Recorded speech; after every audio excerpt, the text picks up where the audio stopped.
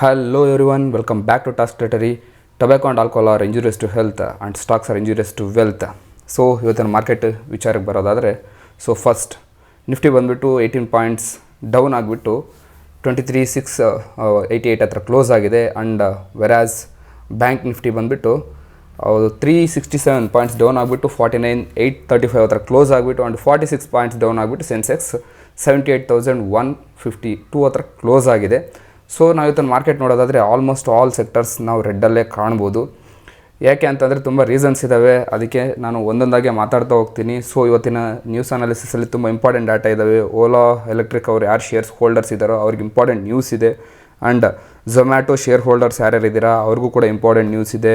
And jewellery sector ಯಾರು ನೋಡ್ತಾ ಇದ್ದೀರಾ ಸೊ ಅವ್ರಿಗೂ ಇಂಪಾರ್ಟೆಂಟ್ ನ್ಯೂಸ್ ಇದೆ. ಸೊ ಯುನೈಟೆಡ್ ಬೆವರೇಜಸ್ ಲಿಮಿಟೆಡ್ ಅಂದರೆ ಬೆವರೇಜಸ್ ಸ್ಟಾಕ್ಸ್ ಯಾರು ನೋಡ್ತಿದ್ದೀರಾ ಅವ್ರಿಗೂ, ಮತ್ತು ಏನು VI ಯಾವುದು ಟೆಲಿಕಾಮ್ ಸೆಕ್ಟರ್ಗೂ ಕೂಡ ಒಳ್ಳೆ ನ್ಯೂಸ್ ಇದೆ.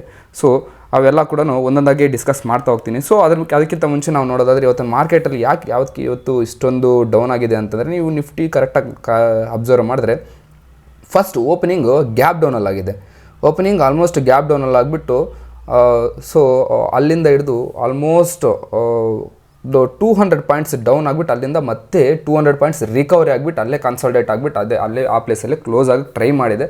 ನಾವು ಲಾಸ್ಟ್ ಸೆಷನ್ಸಲ್ಲೇ ನಾವು ಡಿಸ್ಕಸ್ ಮಾಡಿದ್ವಿ ಇಲ್ಲಿ ಇಂಪಾರ್ಟೆಂಟ್ ಸಪೋರ್ಟ್ ಇದೆ ಅಂತ ಅಂದ್ಬಿಟ್ಟು. ಸೊ ನೀವು ಕರೆಕ್ಟಾಗಿ ಅಬ್ಸರ್ವ್ ಮಾಡಿದ್ರೆ ಮಾರ್ಕೆಟ್ನ ಮೋಸ್ಟ್ ಫ್ರೀಕ್ವೆಂಟ್ಲಿ ಏನಾಗ್ತಿದೆ ಅಂತಂದರೆ ಈ 23,500 ಹತ್ರ ಬಂದುಬಿಟ್ಟು ಮಾರ್ಕೆಟ್ ಬೌನ್ಸ್ ಬ್ಯಾಕ್ ಆಗ್ತದೆ. So this is the important support for the market ನಿಫ್ಟಿಗೆ ಫಾರ್ ಶಾರ್ಟ್ ಟರ್ಮ್ ಅಂತ ಅಂದ್ಬಿಟ್ಟು ನಾನು ಹೇಳ್ತಾ ಹೋಗ್ತೀನಿ. And that's what I expected. And then ಅಲ್ಲಿಗೆ ಬಂದಿದ ತಕ್ಷಣ ಬೌನ್ಸ್ ಬ್ಯಾಕ್ ಆಗಿದೆ ನೋಡಿ, ನೀವು ಕರೆಕ್ಟಾಗಿ ಅಬ್ಸರ್ವ್ ಮಾಡಿದ್ರೇ ಅಲ್ವಾ. ಆ್ಯಂಡ್ ನಿಮ್ಮ ಪೋರ್ಟ್ಫೋಲಿಯೋ ಸ್ಟಾಕ್ಸ್ ಇವತ್ತು ಡೆಫಿನೆಟ್ಲಿ ಸ್ವಲ್ಪ ಆದರೂ ಬಿದ್ದಿರ್ತವೆ. ಐ ನೋ ದಟ್ ಬಿಕಾಸ್ ನೀವು ಸ್ಮಾಲ್ ಕ್ಯಾಪ್ಸ್ ಮಿಡ್ ಕ್ಯಾಪ್ಸ್ ಸ್ಟಾಕ್ಸ್ನೇ ಜಾಸ್ತಿ ಜನರಲಿ ರಿಟೇಲರ್ಸ್ ಹೋಲ್ಡ್ ಮಾಡಿ ಇಟ್ಕೊಳ್ಳೋದು. ಸೊ ನೀವು ನೋಡೋದಾದರೆ almost Nifty mid caps almost 1% down ಆಗಿಬಿಟ್ಟು ಮತ್ತು ಸ್ಮಾಲ್ ಕ್ಯಾಪ್ಸು 1.5% ಡೌನ್ ಆಗಿಬಿಟ್ಟು ಸೊ ಈ ಥರ ಡೌನ್ ಆಗಿದೆ ನೀವು ನೋಡೋದಾದರೆ.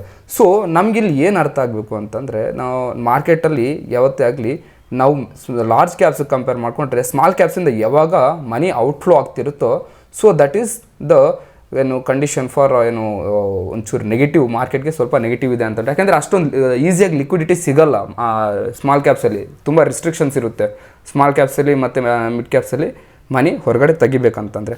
ಆ್ಯಂಡ್ ಇವತ್ತಿನ ಮಾರ್ಕೆಟ್ಸ್ ಓಕೆ ಡೌನ್ ಆಗೋದಕ್ಕೆ ರೀಸನ್ ಏನು? ಮೋಸ್ಟ್ ಆಫ್ ದಿ ಸೆಕ್ಟರ್ಸ್ ಎಲ್ಲನೂ ಆಲ್ಮೋಸ್ಟ್ ಆಲ್ ಸೆಕ್ಟರ್ಸ್ ಡೌನ್ ಆಗಿದೆ ಅಲ್ವಾ. ಏನು ರೀಸನ್ ಅಂತಂದರೆ ಫಸ್ಟ್ ನಮ್ಮ ಈ US ಡಾಲರ್ ಇಂಡೆಕ್ಸ್ ಏನಾಗಿದೆ ಇದು ಇನ್ಕ್ರೀಸ್ ಆಗಿದೆ. So obviously that is okay ನಮ್ಮ ಎಕನಾಮಿಗೆ ಲಿಟ್ಲ್ ಬಿಟ್ ಗುಡ್ ಅದು ಬಿಟ್ಟರೆ ಮತ್ತೆ ಇನ್ನು US ಜಾಬ್ಸ್ ಡಾಟಾ ಬಂದಿದೆ. US ಜಾಬ್ಸ್ ಡಾಟಾದಲ್ಲಿ ಏನು ಹೇಳ್ತಿದ್ದಾರೆ ಅಂತಂದರೆ ಹೈ ಓಪನಿಂಗ್ಸ್ ತುಂಬ ಓಪನಿಂಗ್ಸ್ ಇದ್ದಾವೆ. ಎಷ್ಟು ಅಕ್ಟೋಬರ್ ಕಂಪೇರ್ ಮಾಡಿದ್ರೆ ನವೆಂಬರಲ್ಲಿ 8.1 ಮಿಲಿಯನ್ ಜಾಬ್ ಓಪನಿಂಗ್ಸ್ ಇದೆ. ಬಟ್ ಹೈರಿಂಗ್ ಮಾತ್ರ ತುಂಬ ಕಡಿಮೆ ಆಗಿದೆ, 7.74 ಮಿಲಿಯನ್ಸ್ ಇದೆ ಅಂತ ಅಂದ್ಬಿಟ್ಟು ಹೇಳ್ತಿದ್ದಾರೆ. ಸೊ ಅದರಿಂದಾಗೆ ನೀವು ನೋಡೋದಾದರೆ ನೀವು ಗ್ಲೋಬಲ್ ಇಂಡಿಸಿಸಲ್ಲಿ US ಮಾರ್ಕೆಟ್ಸು ಕೂಡ ಲಿಟ್ಲ್ ಬಿಟ್ ಫಾಲ್ ಆಗಿರ್ತವೆ. ಆ್ಯಂಡ್ ಯುರೋಪಿಯನ್ ಮಾರ್ಕೆಟ್ಸ್ ಮಿಕ್ಸಲ್ಲಿ and Asian markets most of the Asian markets US ಮಾರ್ಕೆಟ್ಸ್ನ ಜಸ್ಟ್ ಫಾಲೋ ಆಗಿದ್ದಾವೆ, ರೆಡ್ಡಲ್ಲಿ ಕ್ಲೋಸ್ ಆಗಿದ್ದಾವೆ ಅಲ್ವಾ. And crude oil gold prices ಇವೆಲ್ಲ ಕೂಡ ಇನ್ಕ್ರೀಸ್ ಆಗಿದೆ. ಸೊ ಅದು ಬಿಟ್ಟರೆ ಮತ್ತೆ ಯಾಕೆ ಇವತ್ತು ನಮ್ಮ ಆಲ್ಮೋಸ್ಟ್ ಏಷ್ಯನ್ ಮಾರ್ಕೆಟ್ಸ್ ಡೌನಲ್ಲಿದ್ದಾವೆ ಅಂತಂದರೆ ಅದಕ್ಕೆ ಡಿಫ್ರೆಂಟ್ ರೀಸನ್ಸ್ ಇದ್ದಾವೆ. ಏನಂದರೆ ನಾನು ಹೇಳಿದ್ನಲ್ವ ಜಾಬ್ ಡಾಟಾದಲ್ಲಿ ಓಕೆ ಇದು ಗುಡ್ ಡಾಟಾನೇ ಅಲ್ವಾ, ಹೈರಿಂಗ್ಸ್ ಜಾಸ್ತಿ ಆಗಿದೆ ಬಟ್ ಸ್ವಲ್ಪ ಮಟ್ಟಿಗೆ ಮಾತ್ರ ಜಾಸ್ತಿ ಆಗಿದೆ. ಬಟ್ ಏನಂತಂದರೆ ಈ ಸೋಷಿಯಲ್ ಮೀಡ್ಯಾದಲ್ಲಿ ಏನಂತಂದರೆ ಒಂದು ಸುಳ್ಳು ನ್ಯೂಸ್ ಸ್ಪ್ರೆಡ್ ಆಗ್ತಾ ಹೋಗ್ತಿತ್ತು. ಟ್ಯಾರಿಫ್ ಎಲ್ಲೂ ಹಾಕಲ್ಲ ಟ್ರಂಪ್ ಅವರು ಸುಮ್ಮನೆ ಹೇಳ್ತಿದ್ದಾರೆ ಅಷ್ಟೇ ಅಂತ ಅಂದ್ಬಿಟ್ಟು US ಮೀಡಿಯಾನೇ ಅನೌನ್ಸ್ ಮಾಡಿತ್ತು. ಸೊ ಅದಕ್ಕೆ ಅವರು ಸೋಷಿಯಲ್ ಮೀಡ್ಯಾದಲ್ಲೇ ರಿಪ್ಲೈ ಕೊಟ್ಟಿದ್ದಾರೆ ಯಾರು, Trump. No, I am very serious about tariffs ಅಂತಂದರೆ ಟ್ಯಾಕ್ಸ್ಗಳು ಇಂಡಿಯನ್ ಮಾರ್ಕೆಟಿಂದ ಇಲ್ಲಾಂದರೆ ಚೈನೀಸು ಏಷ್ಯನ್ ಮಾರ್ಕೆಟ್ಸಿಂದ ಏನು ಇಂಪೋರ್ಟ್ ಮಾಡ್ಕೊತೀವಲ್ಲ ಅದಕ್ಕೆಲ್ಲ ಕೂಡ ಟ್ಯಾಕ್ಸಸ್ ಜಾಸ್ತಿ ಮಾಡ್ತೀವಿ ಅಂತ ಅಂದ್ಬಿಟ್ಟು. ಸೊ ಅದರಿಂದಾಗಿ ನೀವು ಇವತ್ತು ನೋಡೋದಾದರೆ IT ಸೆಕ್ಟರ್ ಕೂಡ ತುಂಬ ಬಿದ್ದಿದೆ. IT ಸೆಕ್ಟರ್ ಯಾಕೆ ಬಿದ್ದಿದೆ ಅಂತಂದರೆ ಇದೇ ರೀಸನ್, ನಾವು ತುಂಬ ಎಕ್ಸ್ಪೋರ್ಟ್ ಮಾಡ್ತೀವಿ IT ಸರ್ವಿಸಸ್ಸು ಫಾರಿನ್ ಕಂಟ್ರೀಸ್ಗೆ. ಆ್ಯಂಡ್ ಅದು ಈ ಸದ್ಯಕ್ಕೆ ರಿಕವರಿ ಆಗಿದೆ. ಬಿಕಾಸ್ ಏನಂದರೆ ಈ TCS ಮತ್ತು ಇನ್ಫೋಸಿಸ್ ರಿಸಲ್ಟ್ಸ್ಗೋಸ್ಕರ ವೆಯ್ಟ್ ಮಾಡ್ತಿರ್ಬೇಕಾದ್ರೆ ಸೊ ಇನ್ನೂ ರಿಸಲ್ಟ್ಸ್ ಬಂದಿಲ್ಲ. ಸೊ ಬಂದಾದಮೇಲೆ ಅಪ್ಡೇಟ್ ಮಾಡ್ತೀನಿ ನಾನು ನಿಮಗೆ. ಇನ್ನು US ಜಾಬ್ಸ್ ಡಾಟಾದಲ್ಲೇ ಮತ್ತು ಇನ್ನೊಂದು ಪರ್ಚೇಸಸ್ ಮ್ಯಾನೇಜರ್ಸ್ ಇಂಡೆಕ್ಸ್ ಬಂದುಬಿಟ್ಟು ನವೆಂಬರಲ್ಲಿ 52.1% ಇರೋದು ಡಿಸೆಂಬರಲ್ಲಿ 54.1%ಗೆ ಇನ್ಕ್ರೀಸ್ ಆಗಿದೆ. ಆ್ಯಂಡ್ ನೋ ರೇಟ್ ಕಟ್ಸ್, ಫ್ಯೂಚರಲ್ಲಿ ರೇಟ್ ಕಟ್ಸ್ ಇರಲ್ಲ ಅಂತ ಅಂದ್ಬಿಟ್ಟು ಅವರು ಅನೌನ್ಸ್ ಮಾಡಿದ್ದಾರೆ. ಅಂದರೆ ಅವರು ಏನು ಸೋಷಿಯಲ್ ಮೀಡಿಯಾದಲ್ಲಿ ಸ್ಪ್ರೆಡ್ ಆಗ್ತಾ ಹೋಗ್ತಿದೆ ನ್ಯೂಸ್, ಯಾರು ಅನೌನ್ಸ್ ಮಾಡಿಲ್ಲ, ಜಸ್ಟ್ ಸ್ಪ್ರೆಡ್ ಆಗ್ತಾ ಹೋಗ್ತಿದೆ. So that's why markets fall ಆಗಿದೆ US ಅಲ್ಲಿ. ಆ್ಯಂಡ್ 10 ಇಯರ್ ಬಾಂಡ್ yields ಇದು ತುಂಬ ಇಂಪಾರ್ಟೆಂಟ್. ಯಾಕೆಂದರೆ ರಿಸ್ಕ್ ಫ್ರೀ ಮನಿ ಯಾವಾಗ ಬರುತ್ತಲ್ವಾ, ಸೊ ಜನರು ಟೋಟಲಿ ಅದರ ಕಡೆನೇ ನೋಡೋಕ್ಕೆ ಟ್ರೈ ಮಾಡ್ತಾರೆ. ಸೊ US ಅಲ್ಲಿ ರಿಸ್ಕ್ ಫ್ರೀ ಮನಿ, ನೀವು ಮನಿ ಕೊಟ್ಟರೆ ಇಷ್ಟು ಬಡ್ಡಿ ಕೊಡ್ತಾ ಹೋಗ್ತೀವಿ ಅಂತಂದರೆ ಡೆಫಿನೆಟ್ಲಿ ಅಲ್ಲಿ ಇನ್ಕ್ರೀಸ್ ಮಾಡೋಕ್ಕೆ ಇನ್ವೆಸ್ಟ್ಮೆಂಟ್ ಇನ್ಕ್ರೀಸ್ ಮಾಡ್ಕೊತಾರೆ ಅಲ್ವಾ. ಇಲ್ಲಿ ಮಾರ್ಕೆಟಲ್ಲಿರೋ ಮನಿ ತೊಗೊಂಡೋಗ್ಬಿಟ್ಟು ಅಲ್ಲಿ ಇನ್ವೆಸ್ಟ್ ಮಾಡ್ತಾರೆ. ಯಾಕಂದರೆ ರಿಸ್ಕ್ ಇರೋದ್ರಕ್ಕಿಂತ ರಿಸ್ಕ್ ಇಲ್ಲದೆ ಇರೋ ಇನ್ವೆಸ್ಟ್ಮೆಂಟೇ ಬೆಟರ್ ಅಂತ ಅಂದ್ಬಿಟ್ಟು ಅವ್ರು ಫೀಲ್ ಆಗ್ತಾರೆ. ಸೊ ದಟ್ಸ್ ವೈ ಇವತ್ತಿನ ಮಾರ್ಕೆಟಲ್ಲಿ ತುಂಬ ಫಾಲ್ ಕಾಣಿಸ್ತಿದೆ. ಇಲ್ಲಿ ನೋಡಿ, ಇಲ್ಲಿ ಲಾಸ್ಟ್ 1 ಇಯರಿಂದ ಯಾವ ಥರ 10 ಇಯರ್ಸ್ ಬಾಂಡ್ yields ಏನು ವೇರಿ ಆಗ್ತಾ ಹೋಗಿದೆ ಅಂತ ಅಂದ್ಬಿಟ್ಟು ಇದು ಗ್ರಾಫ್. ಇದನ್ನು ಒಂಚೂರು ಸ್ಟಡಿ ಮಾಡಿ, ನಾನು ನಿಮಗೆ ಟೆಲಿಗ್ರಾಮ್ ಗ್ರೂಪಲ್ಲಿ ಇದು ಶೇರ್ ಮಾಡ್ತೀನಿ. ಇದನ್ನು ನಾನು ಲಿಂಕ್ನ ಡಿಸ್ಕ್ರಿಪ್ಷನಲ್ಲಿ ಕೊಟ್ಟಿರ್ತೀನಿ, ಸರಿನಾ. ಆ್ಯಂಡ್ ಇದು ಬಂದುಬಿಟ್ಟು ಲೇಬರ್ ಮಾರ್ಕೆಟ್ ಯಾವ ಥರ ವೇರಿ ಆಗ್ತಾ ಹೋಗಿದೆ US ಅಲ್ಲಿ ಅಂತ ಅಂದ್ಬಿಟ್ಟು ಲಾಸ್ಟ್ ಅರೌಂಡ್ 20 ಇಯರ್ಸಿಂದ ಅಂತ ಅಂದ್ಬಿಟ್ಟು ಇಲ್ಲಿ ಡಾಟಾ ಸಿಗ್ತಾ ಹೋಗುತ್ತೆ ನಿಮಗೆ. Then dollar index all time ಹೈಗೆ ರೀಚ್ ಆಗಿದೆ ಅಲ್ವಾ, ಸೊ ಅದರಿಂದ ಆಗಿಬಿಟ್ಟು ಇವತ್ತು ಮಾರ್ಕೆಟ್ ಡೌನ್ ಆಗಿದೆ. ಆ್ಯಂಡ್ ದೆನ್ ನಾವಿನ್ನೂ ನೋಡೋದಾದರೆ Indian G D P data ಬಂದಿದೆ. ಅದರಲ್ಲಿ ಬಂದುಬಿಟ್ಟು 6.4% ಎಸ್ಟಿಮೇಷನ್ನು ಮಾಡ್ತಿದ್ದಾರೆ. ನ್ಯಾಷನಲ್ ಸ್ಟ್ಯಾಟಿಸ್ಟಿಕ್ಸ್ ಆರ್ಗನೈಸೇಷನಿಂದ ಬಂದಿರೋ ಒಂದು ಡಾಟಾ ಇದು. ಸೊ 6.4% ಇದು ಒಳ್ಳೆ ಜಿ ಡಿ ಪಿನೇ ಅಲ್ವಾ ಅಂತಂದರೆ this is the lowest since ಕೋವಿಡ್-19ಗಿಂತ ಇವಾಗ ಕಂಪೇರ್ ಮಾಡ್ಕೊಂಡ್ರೆ ತುಂಬ ಏನು ಕಡಿಮೆ ಜಿ ಡಿ ಪಿ ಯಾವುದು 6.4%. But in on average last year ಬಂದುಬಿಟ್ಟು ಅರೌಂಡ್ 8.2%ಗೆ ಏನು ಕ್ಲೋಸ್ ಆಗಿತ್ತು G D P data. And but ಅದು ಬಿಟ್ಟರೆ ನಾವು ಇನ್ನೂ ನೋಡೋದಾದರೆ ಇದರಿಂದ ಆಗಿಬಿಟ್ಟು ಜಿ ಡಿ ಪಿ ಡಾಟಾ ಯಾವಾಗ ಡೌನ್ಗ್ರೇಡ್ ಕೊಟ್ಟರಲ್ವಾ, ಅದರಿಂದ ಆಗಿಬಿಟ್ಟು ಸೊ ಜಿ ಡಿ ಪಿ ಅಂತಂದರೆ ಓವರಾಲ್ ಪ್ರೊಡಕ್ಷನ್ ಪ್ರೊಡಕ್ಷನ್ ಆಗಿಬಿಟ್ಟು ಅದು ಸೇಲ್ಸ್ ಯಾವಾಗ ಜಾಸ್ತಿ ಆಗುತ್ತೆ ಆವಾಗ ಜಿ ಡಿ ಪಿ ಜಾಸ್ತಿ ಆಗುತ್ತೆ. ಸೇಲ್ಸ್ ಕಡಿಮೆ ಆದರೆ ಜಿ ಡಿ ಪಿ ಕಡಿಮೆ ಆಗುತ್ತೆ. ಸೊ ಕಂಪ್ನೀಸ್ಗೆ ಜಿ ಡಿ ಪಿ ಜಾಸ್ತಿ ಆದರೆ ಅಡ್ವಾಂಟೇಜ್ ಇರುತ್ತೆ, ಸೊ ಜಿ ಡಿ ಪಿ ಕಡಿಮೆ ಆದರೆ ಡಿಸ್ಅಡ್ವಾಂಟೇಜ್ ಅದು. ಸೊ ಅದರಿಂದ ಆಗಿಬಿಟ್ಟು ಇನ್ಕಮ್ ಟ್ಯಾಕ್ಸು ಇದೆಲ್ಲ ಏನು ಈ ಸ್ಲ್ಯಾಬ್ಸ್ ಇದಲ್ವ, ಇನ್ಕಮ್ ಟ್ಯಾಕ್ಸ್ ಸ್ಲ್ಯಾಬ್ಸು ಮತ್ತು ಸಬ್ಸಿಡೀಸು ಇಂಡೈರೆಕ್ಟ್ ಟ್ಯಾಕ್ಸಸ್ಸು ಎಲ್ಲ ಕೂಡ ರಿಡ್ಯೂಸ್ ಮಾಡ್ತಾ ಹೋಗಿದ್ದಾರೆ. ಆ್ಯಂಡ್ ರಿಡ್ಯೂಸ್ ಮಾಡಬೇಕು ಅಂತ ಅಂದ್ಬಿಟ್ಟು ಅಂದರೆ ಫ್ಯೂಚರಲ್ಲಿ ಎಲ್ಲಿ ಬಜೆಟಲ್ಲಿ ರಿಡ್ಯೂಸ್ ಮಾಡಬೇಕು ಅಂತ ಅಂದ್ಬಿಟ್ಟು ಪ್ಲ್ಯಾನಿಂಗ್ಸ್ ಇಲ್ಲಿ ಸೋಷಿಯಲ್ ಮೀಡಿಯಾದಲ್ಲಿ ನ್ಯೂಸು ಸ್ಪ್ರೆಡ್ ಆಗ್ತಾ ಹೋಗ್ತಿದೆ. ವೇರಿಯಸ್ ಫೈನಾನ್ಷಿಯಲ್ ಪ್ಲಾಟ್ಫಾರ್ಮ್ಸಲ್ಲೂ ಕೂಡ ಸ್ಪ್ರೆಡ್ ಆಗ್ತಾ ಹೋಗ್ತಿದೆ. ಆ್ಯಂಡ್ ಇವತ್ತಿನ ಅದಕ್ಕೆ ನೋಡೋದಾದರೆ ನಾವು ಪ್ರಿಯಾರಿಟಿ ಸೆಕ್ಟರ್ ಲೆಂಡಿಂಗ್, ಈ ಅಗ್ರಿಕಲ್ಚರು, ಈ ಸೋಲಾರು ಮತ್ತು ವುಮೆನ್ ಎಂಪವರ್ಮೆಂಟ್ಗೆ ಅಂತ ಅಂದ್ಬಿಟ್ಟು ಬಿಸ್ನೆಸಸ್ಗೆ, ಸ್ಮಾಲ್ ಸ್ಕೇಲ್ ಬಿಸ್ನೆಸಸ್ಗೆ ಅಂತ ಅಂದ್ಬಿಟ್ಟು ಏನು ಲೋನ್ಸ್ ಕೊಡ್ತಾವಲ್ವ ಬ್ಯಾಂಕ್ಸು, ಆ ಬ್ಯಾಂಕ್ಸ್ಗೂ ಕೂಡ ಅವು ತುಂಬ ನೆಗೆಟಿವಲ್ಲಿದ್ದಾವೆ. Because they couldn't able to pay back their money. ಯಾರು ತೊಗೊಂಡಿದ್ರಲ್ವ ಮನಿ ತೊಗೊಂಡಿರೋದನ್ನ ರಿಟರ್ನ್ ಕೊಡೋಕ್ಕಾಗದೆ ಅವರು ಸೊ ಒದ್ದಾಡ್ತಿದ್ದಾರೆ, ಯಾರು ಸ್ಮಾಲ್ ಫೈನಾನ್ಸ್ ಬ್ಯಾಂಕ್ಸ್ ಅವರು. ಸೊ ಅದರಿಂದ ಆಗಿಬಿಟ್ಟು ಫೈನಾನ್ಸ್ ಮಿನಿಸ್ಟರ್ ನಿರ್ಮಲಾ ಸೀತಾರಾಮನ್ ಅವರು ಇವತ್ತು ಸ್ಮಾಲ್ ಫೈನಾನ್ಸ್ ಬ್ಯಾಂಕ್ಸ್ ಅವ್ರ ಕಡೆಯಿಂದ ಏನು ಒಂದು ಮೀಟಿಂಗನ್ನು ಅರೇಂಜ್ ಮಾಡ್ಕೊಂಡಿದ್ರು. ಸೊ ಅದರಿಂದಾಗಿ ನೀವು ನೋಡೋದಾದರೆ ಸ್ಮಾಲ್ ಫೈನಾನ್ಸ್ ಬ್ಯಾಂಕ್ಸ್ ಕಡೆಯಿಂದ ಏನು ಆ ಒಂದು ಇಂಡೆಕ್ಸ್ ಅನ್ನೋದು ತುಂಬ ಇನ್ಕ್ರೀಸ್ ಆಗಿದೆ. ಆಲ್ಮೋಸ್ಟ್ 10% ಈಚ್ ಸ್ಟಾಕ್ ಇನ್ಕ್ರೀಸ್ ಆಗ್ತಾ ಹೋಗಿದೆ ಸ್ಮಾಲ್ ಫೈನಾನ್ಸ್ ಬ್ಯಾಂಕ್ಸ್ಗೂ ಎಲ್ಲ. ದೆನ್ ಹಂಗಂತ ಅಂದ್ಬಿಟ್ಟು ಈಗಲೇ ಬೈ ಮಾಡೋದು ಒಳ್ಳೇದಾ ಅಂತಂದರೆ no, this is not good time to buy. ಯಾಕೆ ಅಂತಂದರೆ ಸ್ಮಾಲ್ ಫೈನಾನ್ಸ್ ಬ್ಯಾಂಕ್ಸಲ್ಲಿ ನೀವು ಒಂಚೂರು ಹುಷಾರಾಗಿರಬೇಕು. ಅವುಗಳು ನೀವು ನಾರ್ಮಲ್ ಬ್ಯಾಂಕ್ಸಿಗೆ ಮಾಡ್ಕೊಂಡ್ರೆ ಇದರಲ್ಲಿ ರಿಟರ್ನ್ಸ್ ಜಾಸ್ತಿ ಇರುತ್ತೆ, ಮಾರ್ಜಿನ್ ಜಾಸ್ತಿ ಇರುತ್ತೆ. ಬಟ್ ಅದು ಸಸ್ಟೈನಬಿಲಿಟಿ ಇದೆ ಅಲ್ವಾ, ಅದು ತುಂಬ ರಿಸ್ಕಿ. ಯಾಕೆಂದರೆ ಇವಾಗ ನೀವು ಒಂದು ಫಾರ್ಮರ್ಗೆ ಲೋನ್ ಕೊಡೋದಕ್ಕೂ ಇಲ್ಲ ಅಂತಂದರೆ ಒಬ್ಬ ಬಿಸ್ನೆಸ್ ಪರ್ಸನ್ಸ್ಗೆ ಲೋನ್ ಕೊಡೋದಕ್ಕೂ ಡಿಫ್ರೆನ್ಸ್ ಇದೆ ಅಲ್ವಾ. ಬಿಸ್ನೆಸ್ ಪರ್ಸನ್ಸ್ಗೆ ಲೋನ್ ಕೊಟ್ಟರೆ okay, they will give some collateral and then they will ಏನೋ ಪ್ಲೆಡ್ಜ್ ಸಮಥಿಂಗ್ ಏನೋ ಒಂದು ಮಾಡಿಬಿಟ್ಟು ಅವರು ರಿಟರ್ನ್ ಕೊಟ್ಬಿಡ್ತಾರೆ ಅಲ್ವಾ. Production over a period of time circulate ಆಗ್ತದೆ. ಬಟ್ ವೆನ್ ಇಂಡಿಯನ್ ಮಾರ್ಕೆಟಲ್ಲಿ ಅಗ್ರಿಕಲ್ಚರ್ಗೆ ಬಂದರೆ ಅದು ಲೋನ್ ಕೊಡಬಾರ್ದು ಅಂತ ಅಲ್ಬಿಟ್ಟು ಅಲ್ಲ ನನ್ನ ಉದ್ದೇಶ. ನನ್ನ ಉದ್ದೇಶ ಏನಂತಂದರೆ ಇಂಡಿಯನ್ ಅಗ್ರಿಕಲ್ಚರ್ ಯಾವ ಥರ ಅಂತಂದರೆ ಗ್ಯಾಂಬ್ಲಿಂಗ್ ಇದ್ದ ಮಾನ್ಸೂನ್ ಜೊತೆ ಏನು ಈ ಮಾನ್ಸೂನ್ ಯಾವಾಗಲೂ ಈ ಮಳೆ ಬರುತ್ತೆ ಅಂತ ಅಂದ್ಬಿಟ್ಟು ಕನ್ಫರ್ಮೇಷನ್ ಇರೋಲ್ಲ. ಈ ಒಂದು ವಿ ಆರ್ ಸ್ಟ್ರಗ್ಲಿಂಗ್ ಅಲ್ವಾ. ಸೊ ಇನ್ ಸಚ್ ಕೇಸಸ್ ನಾವು ಅವ್ರಿಗೆ ಲೋನ್ ಕೊಟ್ಟಿದ್ದೀವಿ ಅಂತಂದರೆ ಸೊ ಆ ಮನಿ ರಿಟರ್ನ್ ಬರೋದು ಕಷ್ಟ ಅಲ್ವಾ. ಸೊ ಸ್ಮಾಲ್ ಫೈನಾನ್ಸ್ ಬ್ಯಾಂಕ್ದು ಮೇಯ್ನ್ ಇಂಪಾರ್ಟೆಂಟ್ ರೋಲ್ ಅದೇ. ಅದರಿಂದ ಆಗ್ಬಿಟ್ಟು ಆ್ಯಂಡ್ ಈ ಸ್ಮಾಲ್ ಫೈನಾನ್ಸ್ ಬ್ಯಾಂಕ್ಸ್ ಅವರು ಇವತ್ತು ಏನು ಮೀಟಿಂಗ್ ಕೂತ್ಕೊಂಡಿದ್ರಲ್ವಾ, ಸೊ ಈ ಫೈನಾನ್ಷಿಯಲ್ ಪ್ಲಾಟ್ಫಾರ್ಮ್ಸಲ್ಲಿ ಏನು ಅಪ್ಡೇಟ್ ಮಾಡ್ತಿದ್ದಾರೆ ಅಂತಂದರೆ ಎಲ್ಲರೂ most of the people they are saying like okay, ಅದಕ್ಕೆ ಸಪ್ರೇಟ್ ಒಂದು ಫಂಡ್ ಅನ್ನೋದು ಇಲ್ಲಾಂದರೆ ಇದು ಒಂದು portion of the fund reserve ಮಾಡಿಡಬೇಕು ಏನಕ್ಕೆ ಅಂತ ಅಂದ್ಬಿಟ್ಟು ಏನು ಪ್ರಿಯಾರಿಟಿ ಸೆಕ್ಟರ್ ಲೆಂಡಿಂಗ್ಗೆ ಅಂತ ಅಂದ್ಬಿಟ್ಟು ಕೇಳ್ತಿದ್ದಾರೆ ಅಂತ ಅಂದ್ಬಿಟ್ಟು ನಮಗೆ ನ್ಯೂಸ್ ಬರ್ತಾ ಇದೆ. ಬಟ್ ಅದನ್ನು ಕನ್ಫರ್ಮೇಷನ್ ಇಲ್ಲ. ಆ್ಯಂಡ್ ಮಾರ್ಕೆಟು ಫ್ಯೂಚರಲ್ಲಿ ಇಂಡಿಯನ್ ಮಾರ್ಕೆಟ್ಸು 50 ಬೇಸಿಸ್ ಪಾಯಿಂಟ್ಸ್ನ ರೇಟ್ ಕಟ್ ಎಕ್ಸ್ಪೆಕ್ಟ್ ಮಾಡ್ತಿದ್ದಾವೆ. ಬಟ್ ಏನು ಮಾಡ್ತಾರೋ ಅಂತ ಅನ್ನೋದು ಗೊತ್ತಿಲ್ಲ RBI ಅವರು. But I don't think so ಅಷ್ಟು ಬೇಗ ರೇಟ್ ಕಟ್ ಕೊಡ್ತಾರೆ ಅಂತ ಅಂದ್ಬಿಟ್ಟು. ಆ್ಯಂಡ್ FIS ಸೆಲ್ಲಿಂಗ್ ಕೂಡ ಈ ಟೈಮಲ್ಲಿ ಈ ಒಂದು ಫ್ರೀಕ್ವೆಂಟಾಗಿ ನಾವು ನೋಡ್ತಾ ಹೋದರೆ ತುಂಬ ಜಾಸ್ತಿ ಆಗ್ತಾ ಹೋಗಿದೆ ಈ ನಡುವೆ ಅಲ್ವಾ. ಸೊ ಇದರಿಂದ ಆಗಿಬಿಟ್ಟು ಕೂಡ, ಯಾಕೆ ಅಂದರೆ ಇವಾಗ ಬಾಂಡ್ ಯೀಲ್ಡ್ಸ್ ಜಾಸ್ತಿ ಆದವು ಅಂದರೆ USA ರಿಸ್ಕ್ ಫ್ರೀ ಅಸೆಟ್ಸ್ ಅಲ್ಲೋಗಿ ಇನ್ವೆಸ್ಟ್ ಮಾಡ್ತಾರಲ್ವಾ FIS, ಫಾರಿನ್ ಇನ್ಸ್ಟಿಟ್ಯೂಷನಲ್ ಇನ್ವೆಸ್ಟರ್ಸ್ ಇಲ್ಲಿಂದ ತೊಗೊಂಡೋಗ್ಬಿಟ್ಟು ಅಲ್ಲಿ ಇನ್ವೆಸ್ಟ್ ಮಾಡಿಬಿಡ್ತಾರೆ. ಅದರಿಂದ ಆಗ್ಬಿಟ್ಟು ಮತ್ತು ಬಜೆಟ್ಗಿಂತ ಮುಂಚೆ ವಾಲಟಿಲಿಟಿ ನಾನು ನಿನ್ನೆ ಸೆಷನಲ್ಲಿ ಹೇಳಿದ್ನಲ್ವಾ, ಯಾರು ಫಾಲೋ ಮಾಡಿಲ್ವೋ ಒಂದ್ಸಲಿ ನೋಡಿ ಆ ಸೆಷನ್ನ, ಅವ್ರಿಗೆ ಗೊತ್ತಾಗುತ್ತೆ ಏನು ಬಜೆಟ್ಗಿಂತ 1 ಮಂತ್ ಮುಂಚೆ ಯಾವ ಥರ ಇರುತ್ತೆ, 1 ಮಂತ್ ಆದಮೇಲೆ ಯಾವ ಥರ ಇರುತ್ತೆ ಅಂತ ಡಾಟಾ ಒಂಚೂರು ಶೇರ್ ಮಾಡಿದ್ದೀನಿ ಅಲ್ವಾ. ಎಷ್ಟೆಷ್ಟು ಪರ್ಸೆಂಟೇಜ್ ಮಾರ್ಕೆಟ್ ಇಷ್ಟು ಮುಂಚೆ ಪ್ರೀವಿಯಸ್ಲಿ ವಾಲಟಿಲಿಟಿ ಕಾಣಿಸಿದೆ ಅಂತಂದ್ಬಿಟ್ಟು. ಸೊ ಆ ವಾಲಟಿಲಿಟಿ ಕೂಡ ನಮಗಿಲ್ಲಿ ನೋಡ್ಬೋದು. And next IT sector drag ಆಗಿದೆ ಅಲ್ವಾ, ಯಾಕೆಂದರೆ ಅದೇ ಹೇಳಿದ್ನಲ್ವಾ, TCSದು Q3 ರಿಸಲ್ಟ್ಸ್ಗೋಸ್ಕರ ಮತ್ತು ಇನ್ಫೋಸಿಸ್ದು Q3 ರಿಸಲ್ಟ್ಗೋಸ್ಕರ ಮಾರ್ಕೆಟ್ ವೆಯ್ಟ್ ಮಾಡ್ತಿದೆ. ಆ್ಯಂಡ್ ಆಟೋ ಸೇಲ್ಸ್ ಬಂದುಬಿಟ್ಟು ಪೂವರ್ ಆಗಿದೆ.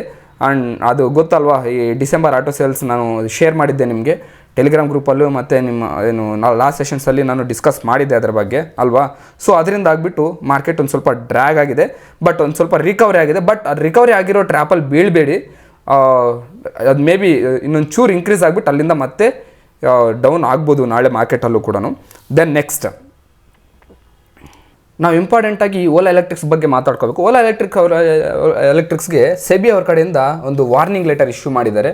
ಏನಂತಂದರೆ ಆನ್ ಡಿಸೆಂಬರ್ 2 ಯಾರು ಫೌಂಡರ್ ಇದ್ರಲ್ವ ನಮ್ಮ ಭವಿಷ್ ಅಗ್ರವಾಲ್ ಅವರು ಏನು ಮಾಡಿದರು, ಅವರು ಸೋಷಿಯಲ್ ಮೀಡ್ಯಾದಲ್ಲಿ ಪೋಸ್ಟ್ ಮಾಡ್ತಾರೆ ಏನಂತ, ಆನ್ ಡಿಸೆಂಬರ್ 2 9:58 ಮಾರ್ನಿಂಗ್ 9:58ಗೆ ಮಾರ್ಕೆಟ್ಸ್ ಓಪನ್ ಆಗಿದ ತಕ್ಷಣ ಅವರು ಒಂದು ಪೋಸ್ಟ್ ಮಾಡ್ತಾರೆ. ಏನಂದರೆ ಓಲಾ ಎಲೆಕ್ಟ್ರಿಕ್ಸ್ನ ಒಂದು ಏನು ಸೇಲ್ಸು ಮತ್ತು ಸರ್ವಿಸಸ್ ಇನ್ಕ್ರೀಸ್ ಮಾಡೋದಕ್ಕಂತ ಅಂದ್ಬಿಟ್ಟು ಅವ್ರ ಬಿಸ್ನೆಸ್ ಎಕ್ಸ್ಪ್ಯಾನ್ಷನ್ ಮಾಡ್ತಿದ್ದಾರೆ ಅಂತ ಅಂದ್ಬಿಟ್ಟು ಫಸ್ಟ್ ಸೋಷಿಯಲ್ ಮೀಡ್ಯಾದಲ್ಲಿ ಡಿಸ್ಪ್ಲೇ ಮಾಡ್ತಾರೆ.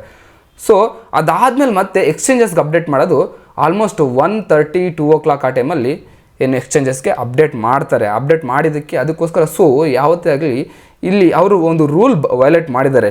ಏನಂತಂದರೆ ಬೇಸ್ಡ್ ಆನ್ ಅದೇನು ಸೆಬಿ ಡಿಸ್ಕ್ಲೋಸರ್ ಆ್ಯಕ್ಟ್ ಪ್ರಕಾರ ಅವರು ಯಾವತ್ತೇ ಆಗಲಿ ಏನಾದರೂ ಡಿಸ್ಕ್ಲೋಸ್ ಮಾಡಬೇಕು ಅಂತಂದರೆ ಕಂಪನೀಸು ಫಸ್ಟು ಅವರು ಎಕ್ಸ್ಚೇಂಜಸ್ಗೆ ಅಪ್ಡೇಟ್ ಮಾಡಿಬಿಟ್ಟು ಅದಾದಮೇಲೆ ಮತ್ತೆ ಡೀಟೇಲ್ಸ್ ಬೇಕಾದರೆ ಅವರು they should keep in their social media account. So ಅವರು ಈ ರೂಲ್ನ ವೈಲೇಟ್ ಮಾಡಿದ್ದಾರೆ ಅಂತ ಅಂದ್ಬಿಟ್ಟು ಅವ್ರಿಗೆ ವಾರ್ನಿಂಗ್ ಲೆಟರ್ ಇಶ್ಯೂ ಮಾಡಿದ್ದಾರೆ. ಸೊ ಅದರಿಂದಾಗಿ ಇವತ್ತು ಸ್ಟಾಕ್ ತುಂಬ ಬಿದ್ದಿದೆ. ಆ್ಯಂಡ್ ದೆನ್ ಈ ಕ್ವಾಂಟ್ ಫ್ಲೆಕ್ಸಿ ಕ್ಯಾಪ್ದು ನಮಗೆ ಏನು ಈ ಮ್ಯೂಚುವಲ್ ಫಂಡ್ದು ಡಾಟಾ ಬಂದಿದೆ ಇಲ್ಲಿ ನೋಡಿ. ನವೆಂಬರಲ್ಲಿ ಎಷ್ಟೆಷ್ಟು ಹೋಲ್ಡ್ ಮಾಡ್ಕೊಂಡಿದ್ರು ನಂಬರ್ ಆಫ್ ಶೇರ್ಸು, ಆ್ಯಂಡ್ ಡಿಸೆಂಬರಲ್ಲಿ ಎಷ್ಟೆಷ್ಟು ಶೇರ್ಸ್ ಹೋಲ್ಡ್ ಮಾಡ್ಕೊಂಡಿದ್ರು ಫ್ರಮ್ ಈಚ್ ಕಂಪ್ನಿ ಅನ್ನೋದು ನಮ್ಗೆ ಇಲ್ಲಿ ಸಿಗ್ತಾ ಹೋಗುತ್ತೆ. ನೀವು ಬೇಕಾದರೆ ಇದೊಂದು ಸ್ಕ್ರೀನ್ಶಾಟ್ ತೊಗೊಳ್ಳಿ, ಇಲ್ಲಾಂತಂದರೆ ನಾನು ಆಲ್ರೆಡಿ ಟೆಲಿಗ್ರಾಮ್ ಗ್ರೂಪಲ್ಲಿ ಶೇರ್ ಮಾಡಿದ್ದೀನಿ ಇದನ್ನು. ಆ್ಯಂಡ್ ಅವರು ಎಷ್ಟೆಷ್ಟು ಚೇಂಜ್ ಆಗಿದೆ, ಎಷ್ಟು ಯಾವುದ್ರಲ್ಲಿ ಎಕ್ಸಿಟ್ ಆಗಿದೆ, ಆ್ಯಂಡ್ ಎಕ್ಸಿಟ್ ಆಗಿರೋದ್ರಿಂದ ಓಕೆ ಎಕ್ಸಿಟ್ ಆಗಿದೆ ಅಂತಂದರೆ they are expecting that okay ಫ್ಯೂಚರಲ್ಲಿ ಗ್ರೋತ್ ಆಗಲ್ಲ ಅಂತ ತಾನೇ. ಯಾವುದ್ರಲ್ಲಾದರೂ ಇನ್ಕ್ರೀಸ್ ಆಗಿದ್ದರೆ ಸೊ ಅದ್ರ ಬಗ್ಗೆ ಒಂಚೂರು ಫೋಕಸ್ ಮಾಡಿ, ಸರಿನಾ. ಅದನ್ನೊಂಚೂರು ರಿಸರ್ಚ್ ಮಾಡಿಬಿಟ್ಟು ಆಮೇಲೆ ಬೇಕಾದರೆ ಇನ್ವೆಸ್ಟ್ ಮಾಡಿ. ಆ್ಯಂಡ್ ನಾವು ಬ್ಯಾಂಕ್ಸ್ ವ್ಯಾಲ್ಯೂಯೇಷನ್, ಬ್ಯಾಂಕ್ಸಲ್ಲಿ ಈ ಟೈಮಲ್ಲಿ ಇನ್ವೆಸ್ಟ್ ಮಾಡ್ಬೋದಾ ಬ್ಯಾಂಕ್ ಸೆಕ್ಟರ್ಸಲ್ಲಿ, ಬ್ಯಾಂಕಿಂಗಲ್ಲಿ ಅಂತ ಅಂದ್ಬಿಟ್ಟು ಅನ್ನೋದಾದರೆ ನಾವಿಲ್ಲಿ ಕರೆಕ್ಟಾಗಿ ನೋಡಿದ್ರೆ ನಮಗಿಲ್ಲಿ ಸಿಗುತ್ತೆ ಅಲ್ವಾ. 2025 ಮತ್ತು 2026 ಯಾವ ಥರ ಚೇಂಜ್ ಏನು ಎಷ್ಟೆಷ್ಟಿದೆ, ಏನು PB ratio, price to book value ಅನ್ನೋದು ನಮಗಿಲ್ಲಿ ಕಾಣ್ತಾ ಹೋಗುತ್ತೆ.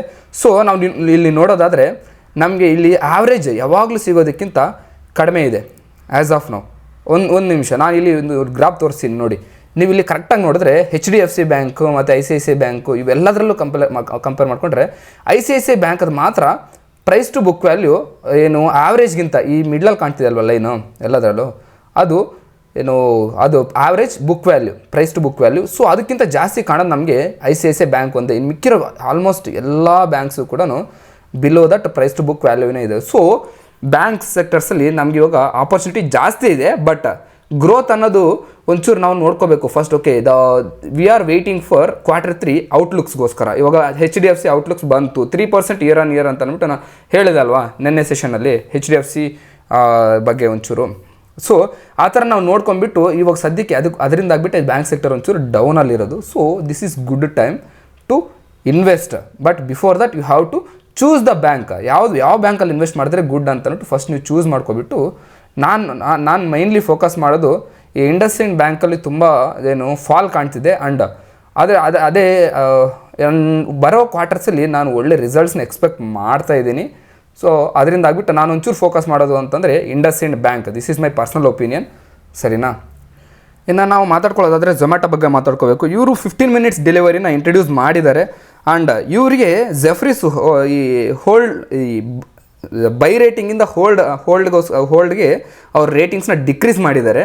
ಯಾರು? ಜೆಫ್ರೀಸ್ ಅವರು ಝೊಮ್ಯಾಟೋಗೆ. ಸೊ ಅದರಿಂದಾಗೆ ನಮಗೆ ನಾವು ಕರೆಕ್ಟಾಗಿ ನೋಡಿದ್ರೆ ಆಲ್ಮೋಸ್ಟ್ 1 ವೀಕಿಂದ 20%, ನಿಯರ್ಲಿ 20% ಫಾಲ್ ಆಗಿದೆ 52 ವೀಕ್ಸ್ ಹೈಯಿಂದ. ಯಾವುದು? ಝೊಮ್ಯಾಟೊ. ಆ್ಯಂಡ್ ಸ್ವಿಗ್ಗಿ ಕೂಡ ಫಾಲ್ ಆಗಿದೆ because of the same sector.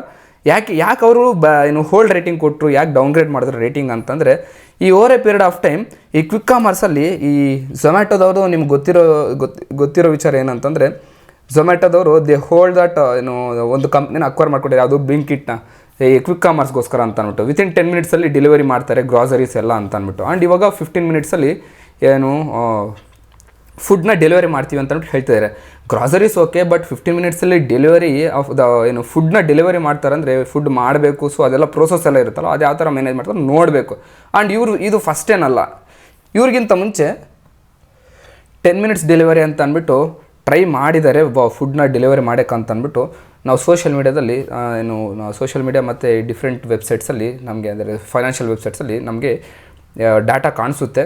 And ಇಲ್ಲಿ ನೋಡೋದಾದರೆ ಮೇಯ್ನ್ ಯಾವ್ಯಾವ ಫೌಂಡರ್ ಶೇರ್ ಎಷ್ಟೆಷ್ಟು ಹೋಲ್ಡ್ ಇಟ್ಟಿದ್ದಾರೆ ಅಂತ ಅಂದ್ಬಿಟ್ಟು, ಆ್ಯಂಡ್ ಮಾರ್ಕೆಟ್ ವ್ಯಾಲ್ಯೂ ಅಂತ ಅಂದ್ಬಿಟ್ಟು ಈ ಒಂದು ಡಿಫ್ರೆಂಟ್ ಪ್ಲಾಟ್ಫಾರ್ಮ್ಸಲ್ಲಿ, ಅಂದರೆ ಯಾವುದಾದ್ರು ಝೊಮ್ಯಾಟೋದಲ್ಲಿ ಎಷ್ಟಿದೆ, ಸ್ವಿಗ್ಗಿಯಲ್ಲಿ, ಮತ್ತು ಪಾಲಿಸಿ ಬಜಾರ್, ಪೇಟಿಎಮ್, ನೈಕಾ ಅಂತ ಅಂದ್ಬಿಟ್ಟು ಇವೆಲ್ಲ ನಮ್ಗೆ ಗೊತ್ತಿರೋ ವಿಚಾರನೇ ಅಲ್ವಾ. ಎಷ್ಟೆಷ್ಟು ಹೋಲ್ಡ್ ಮಾಡಿ ಇಟ್ಕೊಂಡಿದ್ದಾರೆ ಪೇರೆಂಟ್ಸ್, ಅಂದರೆ ಫೌಂಡರ್ಸ್ ಎಷ್ಟು ಹೋಲ್ಡ್ ಮಾಡಿ ಇಟ್ಕೊಂಡಿದ್ದಾರೆ, ಅಂದರೆ ಪ್ರೊಮೋಟರ್ಸ್, ಆ್ಯಂಡ್ ಮಾರ್ಕೆಟ್ ಶೇರ್ ಎಷ್ಟಿದೆ ಅಂತದ್ದು ನಮಗಿಲ್ಲಿ ಡಾಟಾ ಸಿಗುತ್ತೆ. ಸೊ ಇದನ್ನು ನಮ್ಮ ಟೆಲಿಗ್ರಾಮ್ ಗ್ರೂಪ್ ಟಾಸ್ಕ್ ಟೆರಿಟರಿಯಲ್ಲಿ ಶೇರ್ ಮಾಡ್ತೀನಿ, ಹೋಗ್ಬಿಟ್ಟು ನೋಡ್ಕೊಳ್ಳಿ. ಸೊ ಓಕೆ, ಝೊಮ್ಯಾಟೊ ಯಾಕೆ ಬೀಳಬೇಕು, ಯಾಕೆ ಡೌನ್ಗ್ರೇಡ್ ಮಾಡಿದ್ರು ಅಂತ ಅಂದ್ಬಿಟ್ಟು ಅಂದರೆ, ಕ್ವಿಕ್ ಕಾಮರ್ಸ್ ಅನ್ನೋದು ತುಂಬ ಜಾಸ್ತಿ ಕಾಂಪಿಟೇಟರ್ಸ್ ಜಾಸ್ತಿ ಆಗ್ತಾ ಹೋಗ್ತಿದ್ದಾರೆ. In fact almost $7 billion market size ಇದೆ. ಸೊ ಇದು over a period of time 2030 ಅಷ್ಟರಲ್ಲಿ ಇನ್ನೂ ಜಾಸ್ತಿ ಆಗುತ್ತೆ ಅಂತ ಅಂದ್ಬಿಟ್ಟು ಪ್ರಿಡಿಕ್ಷನ್ಸ್ ಮಾಡ್ತಿದ್ದಾರೆ ಅನಲಿಸ್ಟ್ಗಳು. ಸೊ ಅದರಿಂದ ಆಗಿಬಿಟ್ಟು ನಮಗೆ ನೋಡೋದಾದರೆ ನಾನು ಇನ್ನೂ ಕೆಲವೊಂದು ಎಕ್ಸಾಂಪಲ್ಸ್ ಕೊಡ್ತೀನಿ ನೋಡಿ. ಸೇಮ್ ಬ್ಲಿಂಕಿಟ್ ಅವರೇ ಆಂಬುಲೆನ್ಸ್ ವಿತಿನ್ 10 ಮಿನಿಟ್ಸಲ್ಲಿ ಆಂಬುಲೆನ್ಸ್ ಸರ್ವಿಸಸ್ನ ಗುರ್ಗಾಂವಲ್ಲಿ ಇಂಟ್ರೊಡ್ಯೂಸ್ ಮಾಡಿದ್ದಾರೆ ಸದ್ಯಕ್ಕೆ. ಆ್ಯಂಡ್ ಇದು ಕೂಡ ಕ್ವಿಕ್ ಕಾಮರ್ಸ್ ಅಲ್ವಾ. ಆ್ಯಂಡ್ ನೆಕ್ಸ್ಟ್ ಇಲ್ಲೇನು ಕಾಣ್ತಿದೆ ಅಲ್ವಾ, ಈ ಮ್ಯಾಜಿಕ್ ಪಿನ್ ಅವರು ಈ HMP ವೈರಸ್ ಇವಾಗ ಬರ್ತಿದೆ ಅಲ್ವಾ, ಜಸ್ಟ್ ಒಂದು 2 to 3 ಡೇಸ್ ಬ್ಯಾಕಿಂದ ಅಲ್ಲಿ ವಿತಿನ್ 1 ಡೇಲ್ಲಿ ಇವ್ರು ತೊಗೊಂಡಿರೋ ಸ್ಟೆಪ್ಸ್ ಸೇಫ್ ಡೆಲಿವರಿ ಕಿಟ್ನ ಇಂಟ್ರೊಡ್ಯೂಸ್ ಮಾಡ್ತೀವಿ ಅಂತ ಅಂದ್ಬಿಟ್ಟು ಅಲ್ವಾ ಮ್ಯಾಜಿಕ್ ಪಿನ್ ಅವರು.